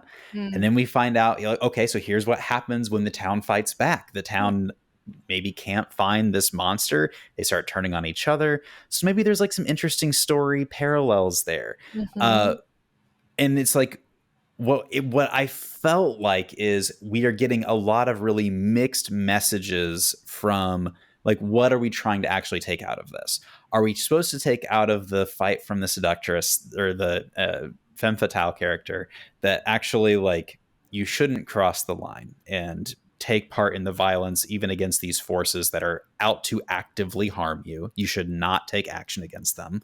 Are we supposed to pick up that like, well, it's okay to take action against them, but only if you're trying to save your sister? I just felt like we start getting messages that just don't really connect. And I think you brought up, as we were kind of prepping for this, The Last of Us 2. And I'd love to know if this is like a good moment to kind of talk about the conflation of like storytelling and what the game forces you to do, and where sometimes those don't support each other in a way that really fits. I think both of these games mirror one another in the way that I think what they're trying to do is get us as players to look at the nature of like justice, revenge, taking matters into our own hands, and what does it mean to fight for what you believe in, and like what kind of repercussions happen depending on how far you want to push for that fight and what you think is the right thing to do, quote, right. What both this game and The Last of Us 2 have are moments in which, as I, the player, do not see or do not want to engage further in what the game wants me to do. And I think the developers do that intentionally because they want it to be a kind of like a, I don't know, almost a gotcha moment. Like, It feels like a gotcha. see, you feel really bad that you did this thing. Don't you feel like revenge or vengeance is a bad thing because you did this and now you feel bad about it? But it's like, as a player, I didn't want to do it. As Ule, I didn't want to continue stabbing the Skogskra. And at the end of The Last of Us 2, I won't say exactly what happens, but there is stuff that happens that I was like, I want to just walk away right now. And the game won't let me because the characters don't want to walk away. They want to make me do this quick time cutscene moment that I just hate. Yeah. Yeah. It's kind of like, if this is how the story goes, fine. But then don't put it on me, the player, that you made this story. You know what I mean? Like, it Yeah. feels insincere or something like that. Right. I think it's just like I think it's a misunderstanding of player agency, and it's a misunderstanding of storytelling, honestly. For me, I see it whenever I encounter moments like that, it's a misunderstanding of what it means for player agency to be a part of playing the game. And it feels more manipulative than anything else to me. Manipulative. That is so the word. Oh my God, there's a spider on my ceiling. No. I'm not going to stab it. Don't worry, everyone. Do you want to take a second to I am. No. This spider is now my friend, and we will survive together for the rest of this podcast. Beautiful. And then I'm going to run away. Okay. But yeah, I think so. We meet, so we work past it. We're like, okay, we have now this new entity that we are probably going to encounter, and that's Pesta, this representation of the plague or of disease, essentially. Notably, and for me, as just, I think this is just something in general, but I also kind of thought about folklore and how so often women are just like, I wrote about this in the newsletter. Either you are a benevolent caregiver Mm-hmm. or you are the embodiment of some sort of evil, whether it's temptation or disease. I mean, we have the knock-in, but I think that honestly is more of the exception rather than the rule in terms of what is evil in these kind of stories. Like you see the stepmother always being the evil villain, for example. Is this women as representations of evil is a whole different conversation that we could have here. How many of you in the community, as you watched Lillimore run ahead and leave her brother behind, had a moment of, oh, this is all happening because it's her fault, because she was Mhm. curious and adventurous, like things that we say we value in our children, and yet it's just because she happened to go do this stuff that we're in this mess to begin with. Like, I think there is an element where the story is also, is, I hope, intentionally telling that and like forcing you to think about that. I Yeah. hope it's intentional. We'll be gracious and say for now it is. Okay, Yeah, let's be gracious. let's be Let's gracious. encourage I'm going to them. say let's write that in ourselves. Yeah, Um, so we go this whole section just is too long, honestly. it's You too go through long. so many houses, so many houses. You run around from zombies. You finally, I believe you get to a boat. No. Yes, you Yes, get to you a do. boat. You get to a boat finally. And that's when, as you're rowing to a tower, which maybe has the king, who knows at this point. There's a Um, lighthouse in there at there's some a point. lighthouse. Yeah. You go towards it, but then the old lady Pesta shows up on the boat with you. This moment, like literally, if they had just gone straight from the Hogra to the boat, I would have been all about it. But they needed to like give a story to Pesta on the boat, and I feel like that's why we got the zombie scene. Mhm. Um, I actually thought the mechanics and the experience of Pesta as you're on the boat. So like you're rowing backwards, and all of a sudden this kind of cloaked figure with a garden rake is behind you, and she kind of does something to you and takes you into this dark void. And then there's almost like mini games almost. I don't know how to describe it. That you Yeah. have to survive in order to go back to the boat, and you have to repeat this cycle 3 times. Yep. And I don't feel like this part fit with the rest of the game. It felt so different than everything else we've done, but I really like felt myself enjoying playing it, if that makes sense. I definitely see that. I think by this time, this battle, the mini games are cool. Like when you're in the black void, you see Pesta's face like gigantic, looming just in sort of the background, or I guess in the foreground technically. And Ule is like running towards the light. And you have to do things like dodge or rake, and sort of like there's fuzziness happening, there's like these visual glitches, it makes it really intense. But I totally agree, if this if this had happened in a different order, I may have been more into it. I also at this time was fatigued because of the zombie section, and then the Yep. visual glitching kind of made me fatigued in terms of the boss battle itself. And while I was like, man, this is really cool, I also just feel like I should be at the end already, and I'm not. 100%. And this is where it's like, for me, this was my I have a lot of like thoughts about the game. My only complaint is the pacing of this final act just Yeah. felt way off, and like it didn't make sense. So I don't know. You have the Joel criticism now. Yeah, I totally agree with it. I think I am a big fan of this game as a whole. Yeah. I think just this is the one section where I wish it could have maybe spent a little more time in the oven. They could have edited it a little bit to fit just what an outstanding, like, first, I guess, 2/3 of the game, half to 2/3 of the game we've already encountered. For a little context, because you actually see a painting of Pesta in one of the houses. And so, just for a little art history, Ooh. I believe it was done, I'm pretty sure, the art that you see was done by Theodore Ketelsen. So, it's another Norwegian artist that gets represented in this game, which is really Oh, that's cool. cool. And what is really interesting, going back to what you were talking about in time period, is this type of personification. This is from the article. I'm just going to read it, that I linked in the newsletter called Pesta and the Personification of the Black Plague in Norway. And it says this type of personification of death and disease is common in the late medieval period. It represents a attempt to explain a horrifying experience. The folklore of the Black Plague developed through observation of events that must have seemed inexplicable to the people living through them. And then they said, through the story of Pesta and her path across Norway, we see an attempt to explain the spread of a disease based on actual observations.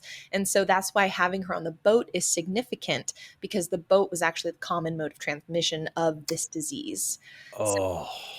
So, again, a really cool integration of this folklore into the game.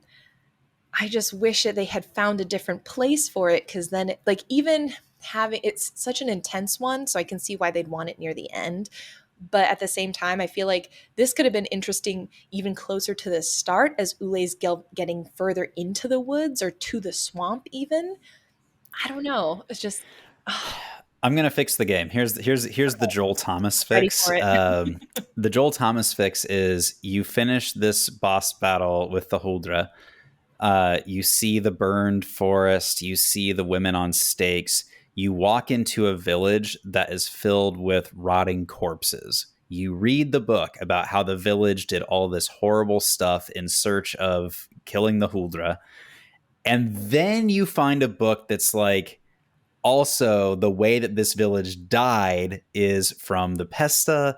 There's no zombie chase scene. Like, I felt like that was just like some creator's dream to like have, like, they made this and they're like, now it has to be in the game. Yeah. It's like you read the Pesta story and you're like, okay, I don't feel too bad about these people dying from Pesta because they did all this terrible stuff to these women. And then you got the Pesta experience. To me, that would have like really streamlined the story, and for me would have made more sense. So just cutting out the stealth sections would have made that much of a difference. For me. Yeah. I mean, I would have been fine with that too. Again, I think it's just like the pacing just loses it. Yeah. I totally agree. But then we find ourselves, after you do your 3 times, you continue rowing and you make your way to the Bramble Mountain that you've been seeing in the distance throughout much of the game. Yes. You climb it once again. Once again, Lillemore's not there. But this time, where previously the ruins were empty and there was an empty door shape, there is now an actual door. And there is a scene. Oh, go ahead. I actually think that's a really important point, though. Like, it is the same little like mountain that we have climbed multiple times, even at the very, very beginning of the game, where you've barely stepped into the woods and you climb like a small little mountain. You realize, oh, that mountain is somehow also the same mountain that I've been seeing off in the distance and had to apparently now cross a fjord or something, a body of water, to get to. And like, for me, that recursiveness I thought was very cool. So I'm glad you called that out. I totally had forgotten until you said that. Yeah. Well, and I think, there's something to be said about having it be the same mountain you are climbing consistently. Each time you climb it, it is different based on the experiences that you've brought to it. And this time, what I think is really interesting is the narrator talks about how Ule feels regret. This time, as he's climbing the mountain, he feels regret for not being able to save his sister. He feels regret for not being able to save the baby. He regrets killing the what was it, the Skogskra in the woods. And so this time, as he's moving towards it, he is going through something right now. It's at this point, again, I still think I am processing what is happening in Ule's mind, because at this moment I'm like, okay, I've been currently operating as if you were developing into this evil king, but you are feeling regret now, so maybe there's hope for you. And if that's the case, what actions can be taken so that you don't finalize this transformation into like this dark version of yourself? Yeah. I also think important to note here is it is at this moment that you are back to being tiny compared to your surroundings again. So up Yes. until this moment, until you got off the boat, you are normal size compared to the rest of the world. Once Mm-hmm. you get to the mountain, you are once again tiny compared to the halls of this huge mountain palace. Right. Um, I think this is really interesting because, like, to your point, I am ready for the transformation at this point. I'm ready for Ule to become like the king in some way, Yeah. but that's not what happens. No, we get another final story. And in this story, we see the king again. And we see basically the fact that he's gotten a witch who has given him the bloom, the flower that is meant to save his son. And she cautions him and says, use just but like one petal, because if you use any more, like it's not meant for that. You have to use one, and then your son will be cured. Um, he uses one. His son starts to recover and feel better, but because of the discontent that has been stirring from his actions previously, he wakes up the next morning and finds his son has been murdered in his bed. And with that rage that he feels, he takes the rest of the bloom and uses it to try and punish everyone in his kingdom for their actions. And this is where we're going to, I think you were talking about earlier, where you see Tuva, the like white witch in the story. Yes. So as you're reading this next book, because I think you're back in the library again to read the Yeah. second half of this story, you found this little pocket dimension. You realize that the last witch that the king finds is Tuva, the like white light presence that's been kind of weaving throughout this story. Um, and she is the one that provides that to the king. And it was to me a very interesting way to connect this character that you didn't really understand the significance of. It's like, okay, now I see the significance. She's Mhm. connected to the king. The thing that she has provided somehow has created this bramble that has been chasing you. There's also some connection between that and maybe why it shies away from the light. So for me, I thought this was like a really nice way to help me understand how there was this kind of benevolent presence within the woods and what that Okay. character's role is. Right. And more importantly, for me as a player at this point, it brought me back to what we were actually doing. Because after the whole arc with Pesta, I was like, I remember we're looking for Lillimore, but what's happening? So this reminded me that there is the ultimate boss, besides just the king, is this Bramble. That it's not simply this one man, but this larger, darker power that has encompassed him and the whole world in it. Yes, and that the king has kind of sent this bramble out somehow, but that Tuva ultimately is the one who entrapped him underneath this kind of mountain as a way to contain him, Yeah. which I think raises some interesting questions around like so. He is obviously able to influence the world from this position, and I think you start to learn a little bit about how that works. But before you do, you find yourself in the bedroom of the prince. Yep. You leave the library and you are now in the bedroom of the prince who died, the one that the king was trying to save. Hmm. I think what was his name? It was like Ulrich, I think. Yeah, Yeah. yeah, yeah, yeah. And it's interesting because it's like it is obvious from this moment that it's like, oh, I'm not becoming the king. I am supposed to be representative somehow of his son who passed. You look just like him. Yep. You find his clothes. You put on his clothes. He has a lot of trinkets on the bookshelf that are supposed to remind you, I think, of the trinkets on your bookshelf back at your Mhm. home. And so for me, it was kind of like, okay, I guess this makes sense, but wow, it really makes me unhappy about the other stuff that happened when I thought I was becoming the king. Yeah, I think that I felt the same where I was just kind of like, okay, I mean, I get fundamentally what's happening here, but I almost wish they just leaned into the king, like Ule turning potentially into the king arc and then like resisting that side of himself. I think that maybe for me would have been more impactful. But yeah, you walk through his room. I got really stuck at this point. Same. I like there's a puzzle you have to fill out with like a clock and Oh random my things in the gosh, room. yeah. After a while, I just looked it up and like did it. I was like, I'm over it. And again, like this really is slowing down me ending this story.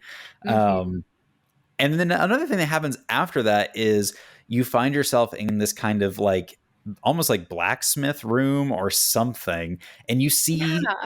the not gargoyles, the trolls are Trolls. there, the ones that you saw from the very beginning of the game. And I was like, why do I have another one of these hide from the light, black area of effect troll things going on? And I was like, this feels so out of place until you get to the king Yeah. and you realize that the trolls all along have been serving this king, as evidenced by them dropping off a bag in front of the humongous king, and it is the bag that Lillimore is trapped inside of. Yes.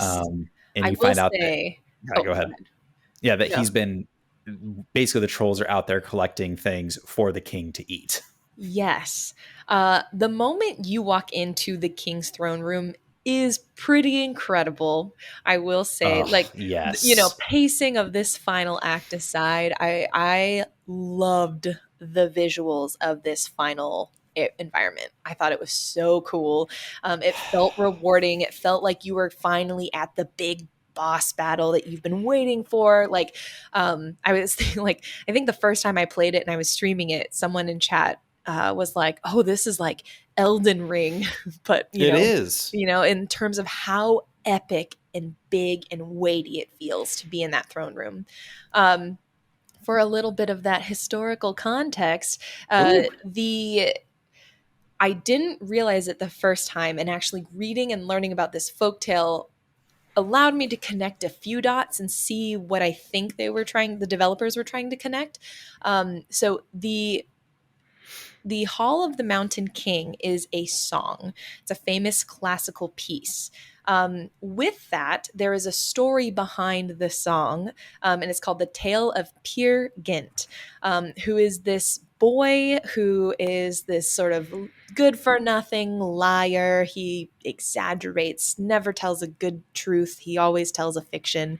And he ends up getting into a bit of a pickle where he gets like somehow trapped or captured by trolls and brought to the troll king who lives in the mountain. And so the trolls bring humans to the troll king to eat. And that's where we see this connective tissue that I did not have any idea when I first played the game. And you pointed out, like, you finally make the connection of what the trolls were been doing in the first place. And in the tale of Peer Gynt, he actually lies and says he's a prince to save his own life because maybe if he's important and the Oh. he's like, oh, you won't eat me because I'm a prince, right? But then in the story, the troll king says, ah, but I have a troll princess that you should marry. And so when the song picks up, it's supposed to represent Peer Gynt trying to escape that mountain because he doesn't want to marry the troll princess. He just wants to go and live life as a human up above, in the regular world. Interesting. So that's the story of the Hall of the Mountain King. Again, this was a very abbreviated, secondhand version of me reading and trying to remember. So if you're interested, again, you could subscribe to our newsletter. That's where it's linked. But you can also just search on Google the Tale of Peer Gynt and Hall of the Mountain King. That's where it all connects. And I had none of that context playing the first time. So I was Yeah. Oh, great find. That's yeah. so good. Oh, so I guess like to kind of wrap up, like getting to the final battle. Yep. The king picks up Lillimore, eats her. I think he then kills the troll that brought him the girl. And you have the opportunity now to try and you kind of instigate a final battle with the king, and it plays the song "Hall of the Mountain King" in the back of the bum bum bum bum bum bum bum bum bum bum bum bum. And I died a lot playing this Mhm. section, But it was one of the most fun boss battles I've played in video games in a long time. Like I was just like having a good time. I don't know. What did you think about it? I also had a blast with this boss battle. I died a fair amount of times. Again, a central mechanic in the game and with these final boss battles have been like throwing the stone and aiming them specifically at flowers. And in this battle, there's like flowers that adorn the Mountain King's like armor and chest and shoulders and everything. I have the worst aim. And the game is quite gracious. Like they fudged a They help lot. a lot. Yeah. And even with the assistance, it took me a couple of tries. Your character also does move a little bit slowly, I think, compared like there's a bit of a drift to your character of Yeah. lag. There's like a mushiness to the movement Mm-hmm. that took me a bit to get used to, even though I had been playing the game. But my goodness, the kicker for this is the sense of scale. You are very, very tiny. He is very, very big. He has like this giant butter knife that he's trying to like cut you with, and it's like a giant fork coming down, which Yep. feels just really epic and cool. But the music really is the kicker. And it reminds me of all those trailers that go out. I used to do this when I was teaching middle school, where I'd be like, music can really set the tone and change like the mood of something, and then you play like a cheesy love song against a trailer and then like a horror song against a trailer and see how it changes the mood. Horror Mary Poppins was my favorite to use Yes, for I that. I use that too. Oh my gosh. And this definitely benefited because the music was so dang good. You It just was felt great. I'm going to give one quick caveat, which is if you're sitting next to your partner on the couch playing this and you die a lot, your partner is going to have to listen to the beginning of Hall of the Mountain King over and over and over again, which they might not love. Yep.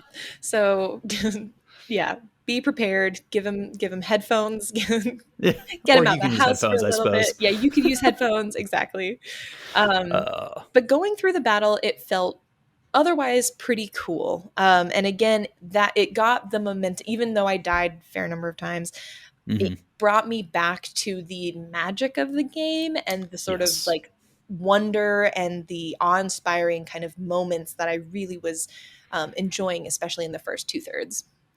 It's very much like this is where they stuck the landing. And if this had not been as good as it was, I don't know that I would have really ended up liking this game, which I did. I like this game. I would recommend this game to people Yeah. who could deal with the like type of game it is.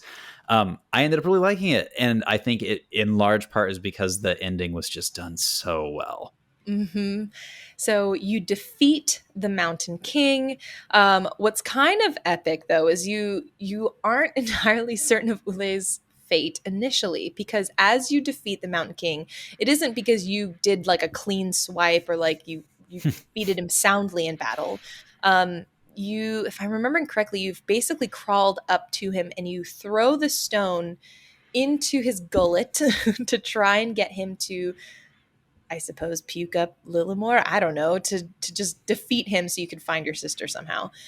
But Ule falls basically from the height of this giant king's face down to the ground. And as the king falls, you fall with him and kersplat on the ground. At first, It I was, thought Ule was squished by the king, and then you yes. see later Ule lands next to the king very conveniently. Conveniently. It's like, Yeah, how could that possibly have happened? The magic of video games. exactly. Until you see a moment of movement within the king's body, and the light of the sword cuts through the clothing and body of the king, and Lillimore comes out hmm intact. And I just kind of like fast forward through the ending. She like picks up your body, she Yep. takes you away. You eventually kind of come to your senses. And then I think you get the white screen with the flower on it again. Yes. Is Yeah, that and right? you come to your senses because like the narrator says something about like Tuve had one last gift to give, and it was Yeah. like kind of alluding to like maybe like the one last petal, that could Yeah. bring back Ulrich, and in this case, it brought back Ule. But yes, I do think you see the white sort of screen again before you are transported to kind of the epilogue, I suppose. And I think this is like the first time, or I mean, like you realize as you're playing the game, like, oh, this white screen every time that there's like a character death, like Ule kind of dies, but somehow is still alive. You kind of realize, oh, that flower petal that you see on those white screens has been the petal from Tuve and the White Witch, if you will, all along. Mm-hmm. And then you wake up. And at first I was like, if this isn't, it was all a dream scenario, I'm going to be Same. so angry. Yep, But exactly. it wasn't. You No. wake up as Lillimore back in the cottage, and you get to kind of explore around a little bit. Quick question for you. Mm-hmm. Is the painting on the wall a different painting from that artist? I think it is. Oh my gosh.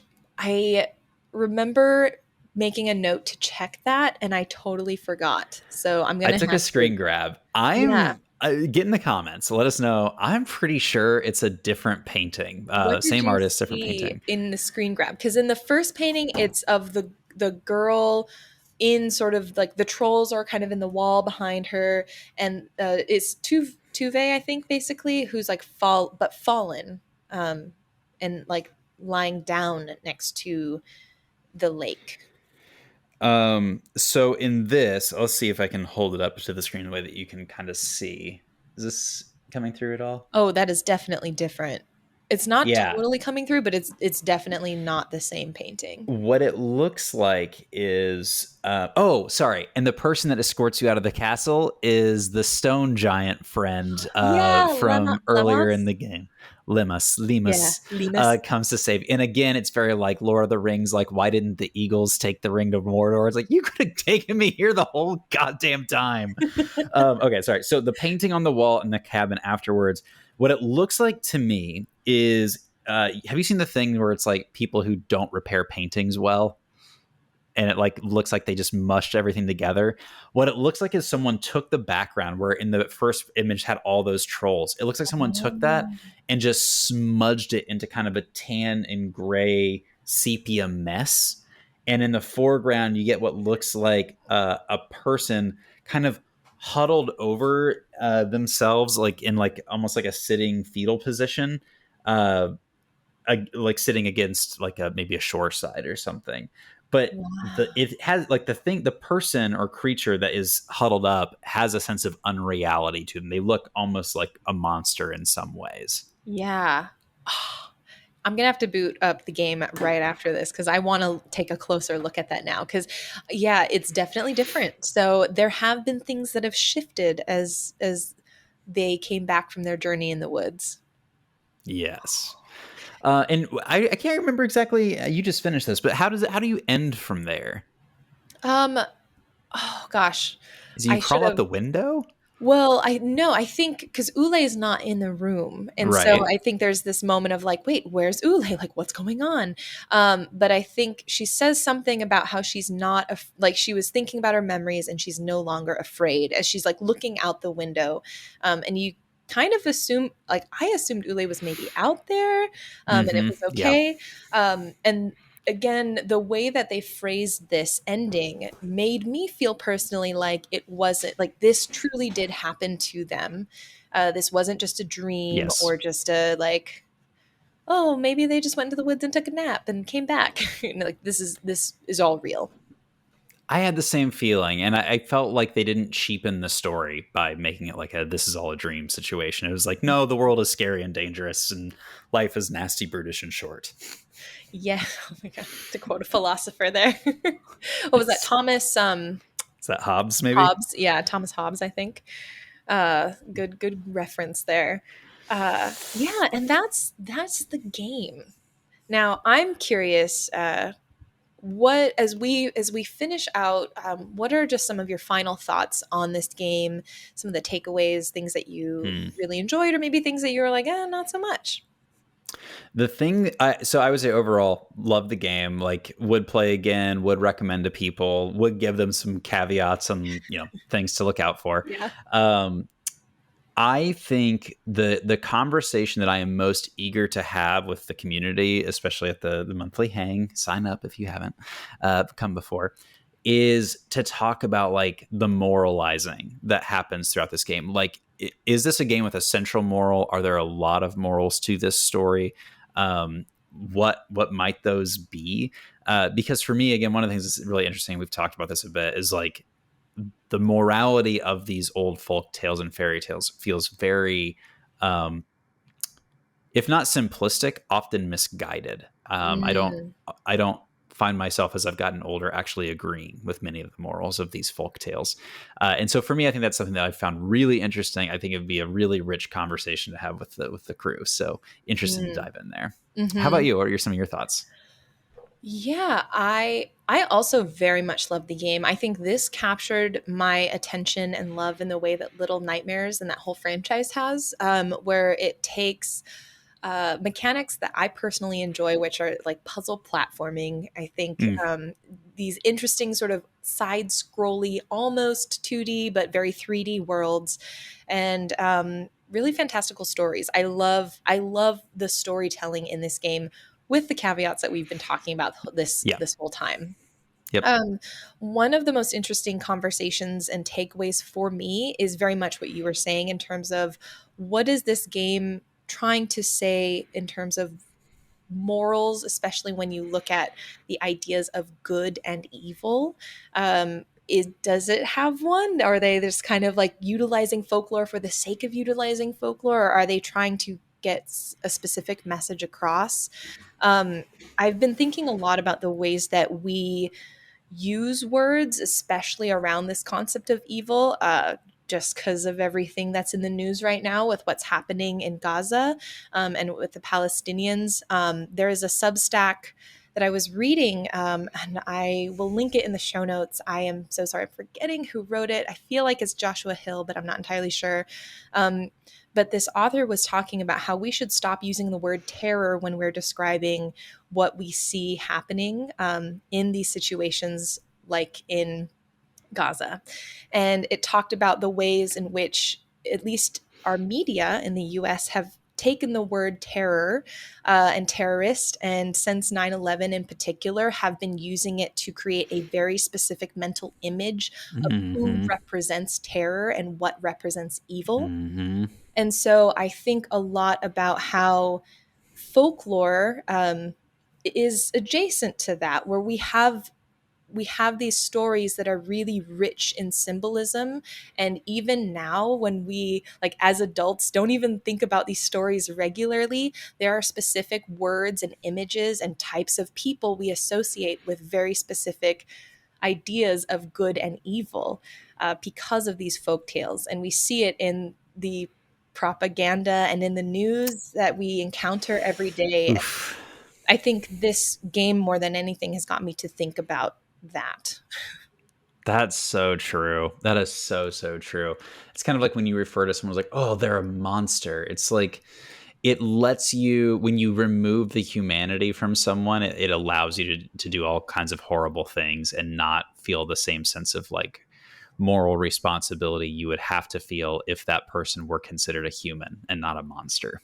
Exactly.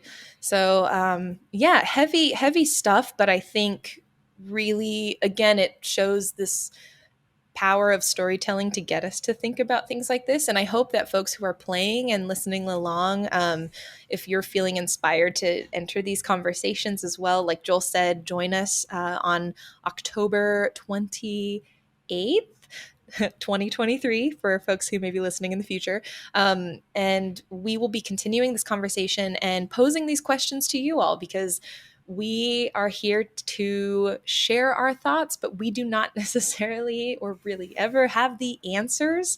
We're just like you all. We're just trying to make sense of the world, and video games are just one way that we like to get those conversations started. Absolutely. Any final notes before we wrap up this time? Uh No, I think the only thing is if you're excited about our next title, discovering what it is, if you hop into the Discord, you get a little clue and you get early notice on what the title is. So you can prepare ahead of time. And if you'd like to subscribe to the newsletter, visit geeksandgrounds.com and then click on the join button. And that allows you to sign up for the newsletter, which will hit your inbox every Tuesday, where we link the sections that we're playing of each game. We share some cool additional links that are supplementary materials for you to gain context and have additional food for thought. And yeah, you get to join a community of people all playing the same game too. And I think that's it for today. If you find yourself wondering what a game means, just drink some juice of the beans. Coffee beans, that is. I don't know. That was a bad one. I'll be better next week, y'all. Yeah. Thanks for listening. We'll see you next time. Bye.